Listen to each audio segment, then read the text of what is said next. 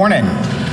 Today, the Ways and Means Committee will hear testimony by two credible IRS whistleblowers who, at great personal and professional risk, have exposed a coordinated effort among the DOJ, Hunter Biden's attorneys, and others to stop the tax investigation of Hunter Biden from following any leads to his father, Joe Biden. While hearing directly from IRS agents Shapley and Ziegler, we will also examine new documents they have provided that are protected under Section 6103 of the tax code. I will be asking the committee to make the proceedings of both our hearing today and those documents available to the public at the conclusion. While I cannot get into the specific details about these new documents, it's important to keep in mind what you already know.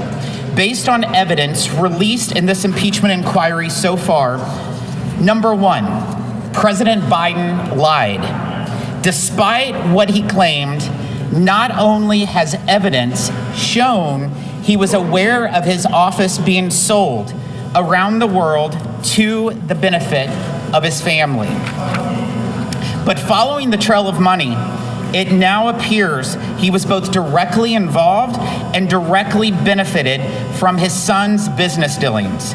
Number two, Chairman Comer has revealed that President Biden himself, using fake names, attempted to hide his communications from public scrutiny. Number three, the Bidens moved an unimaginable sum of money amongst family members and papered it as loans from the International Bank of Joe Biden.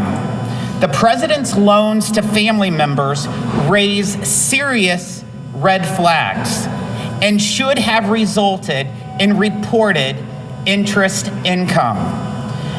Number four, Kevin Morris, acting as a special benefactor to the Biden family, paid at least $2 million in Hunter Biden's tax debts during a key time in 2020 when they would have been a huge political liability for the Biden campaign. These are facts, not opinions. Today, we will consider additional new evidence, and before I hand it off to Chairman Comer, I want to address a key claim Democrats have made that is completely false. Democrats have described the now over 1,000 pages of released documents and witness testimony as, quoted, cherry-picked. Despite participating in all transcribed interviews, Democrats have since misrepresented witness testimony that confirms the allegations made by our whistleblowers, and they have failed to provide any contradictory documents. It's one thing to say it, it's another thing to back it up. We have backed up every claim we have made. I now pass it to Chairman Comer. Thank you, Chairman Smith. Two brave IRS whistleblowers came forward to blow the whistle about misconduct in the Hunter Biden criminal investigation. They testified how investigators were prevented from following evidence that could have led to Joe Biden. Justice Department officials didn't want to talk about Dad or the big guy. Why is that? Because the evidence leads to Joe Biden. This week we revealed how Hunter Biden's corporate entity, Owasco PC, made direct monthly payments to Joe Biden. Owasco PC is under investigation by the Justice Department for tax evasion and other serious crimes.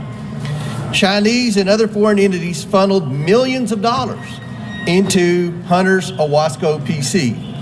And some of this money landed in Joe Biden's bank account. These direct monthly payments to Joe Biden are part of a pattern revealing Joe Biden knew about, participated in, and benefited from his family's shady business schemes. Joe Biden lied when he told Americans he never spoke to his family about their business dealings. In fact, Joe Biden spoke, dined, took meetings, and had coffee with his son's foreign business associates. Joe Biden lied when he said his family didn't make money in China. Evidence shows the Bidens received millions from Chinese nationals and entities. We've even traced how laundered China money landed in Joe Biden's bank account. Our investigation continues to produce evidence revealing President Biden's corruption and litany of lies. We will continue to follow the facts and provide transparency and accountability that are owed to the American people. I turn it over. Chairman Jordan. Let me thank Chairman Smith and Chairman Coleman for their great work. I would just say this, the White House's, I think this is the bottom line, frankly, the White House's story has changed multiple times.